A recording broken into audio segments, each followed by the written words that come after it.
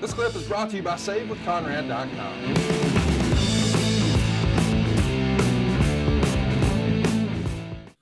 Let's talk about a backstage skit that we get next. We see Eddie Guerrero walking with his title belt on his shoulder. He's shaking hands with folks like Paul London, Spike Dudley, Orlando Jordan, and Billy Gunn, who all just happen to be in the hallway.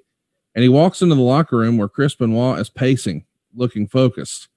And Eddie says they're like brothers. No matter what happens tonight, he's proud of him.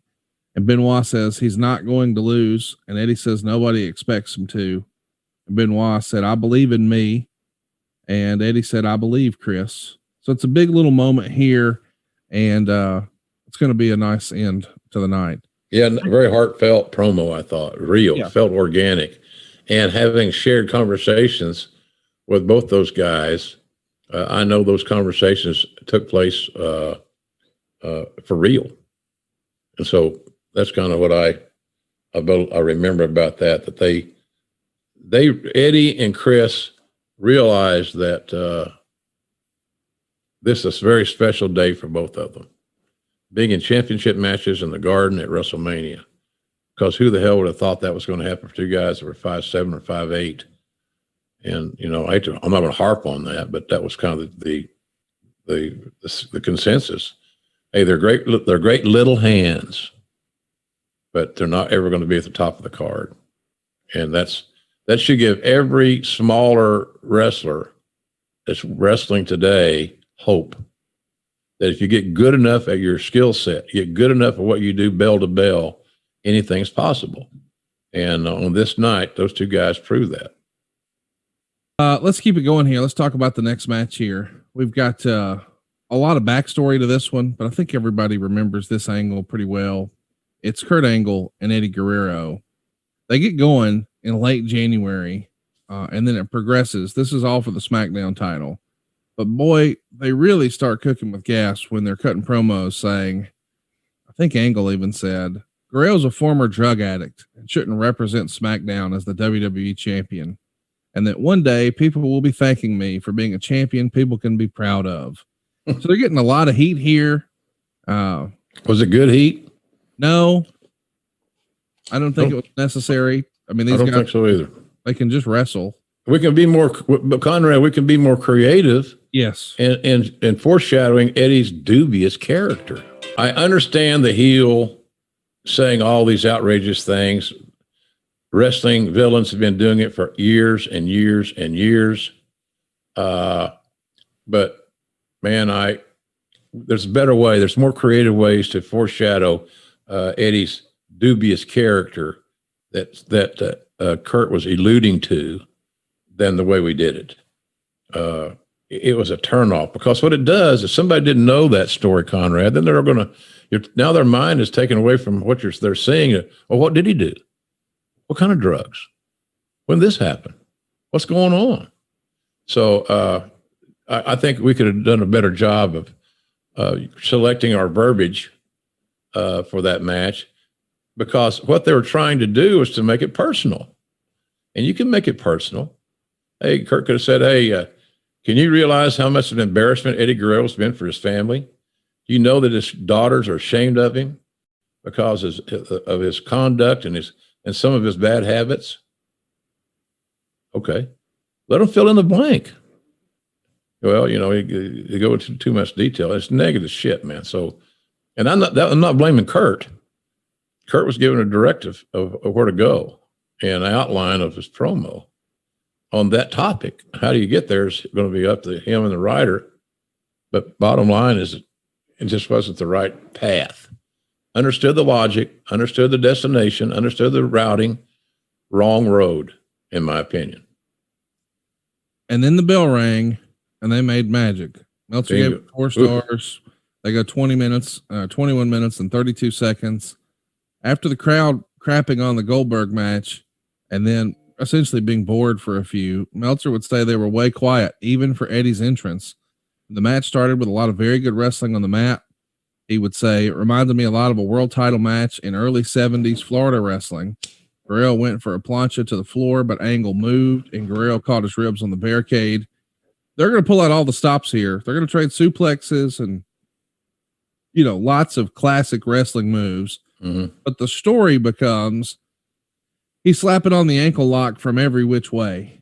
And Guerrero is selling his ankle like it's gone out on him. And he starts unlacing his boot like he's trying to take it off. Angle sees this, jumps on it, and puts the hold on again. But this time the boot comes off. And as he's charging back at Guerrero's, he's holding Guerrero's boot. He winds up getting cradled. They're all over the ropes, but it doesn't matter. The ref counts 3. Really a pretty creative spot that, oh, my ankle hurts. I'm going to continue to loosen up my boot here. Old territory heel finish. I love it. I had never seen the finish before. Yeah. It worked for me in my household in a big way. You were there calling it live. Is this one of the better matches you ever called for either guy? Yeah, I think so. Yeah. Especially looking at where we were and on what day and all that good stuff. Absolutely. There are 2 guys that I knew could deliver because you fit them in that real athletic, competitive nature. They're going to give you more than they need to.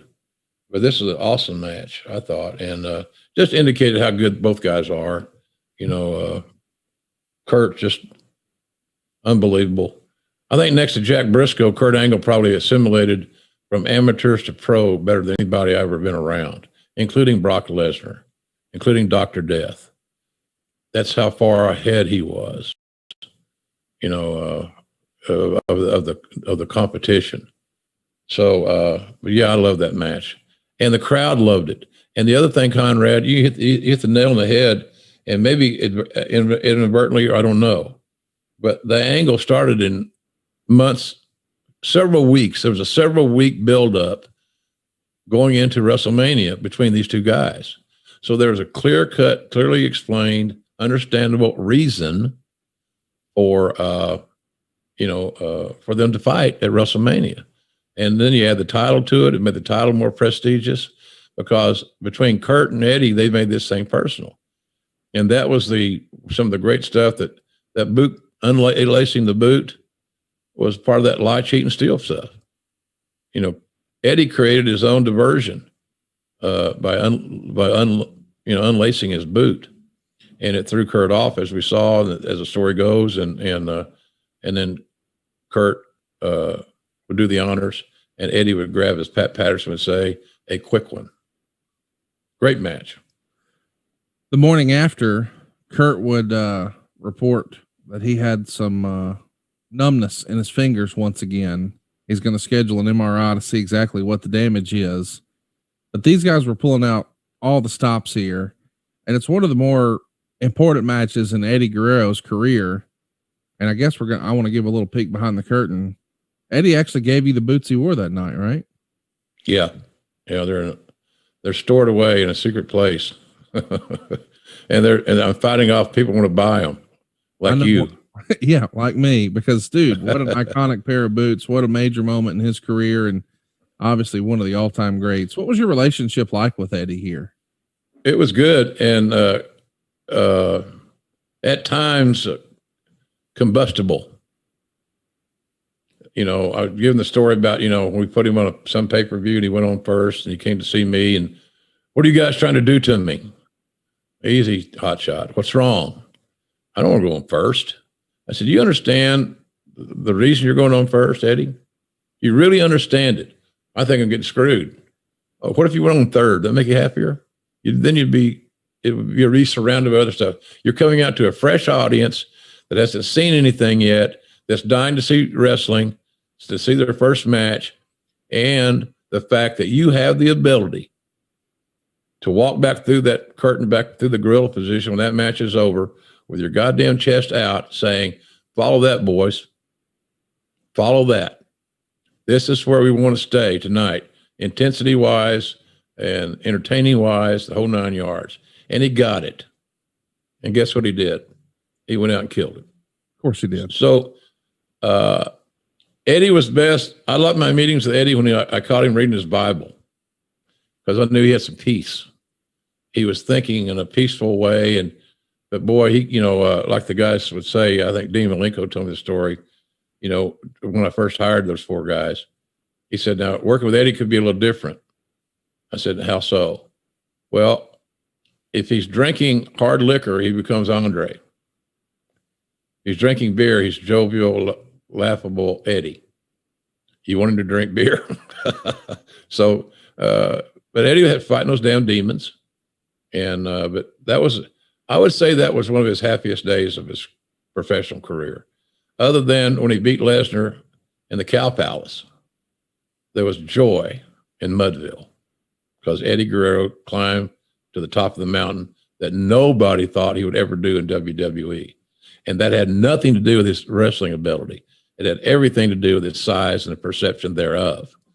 So, but we got along fine. We had some confrontations, but we always left with a hug.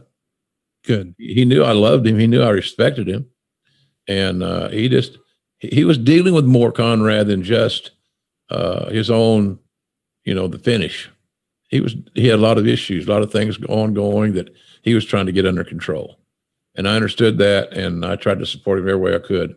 So we had a good relationship. And I'm glad I can look back on that and say, I love working with Eddie because he was so intense, man. And, I wish you could have packaged that and sold it to all the rest of the roster. He was just a machine.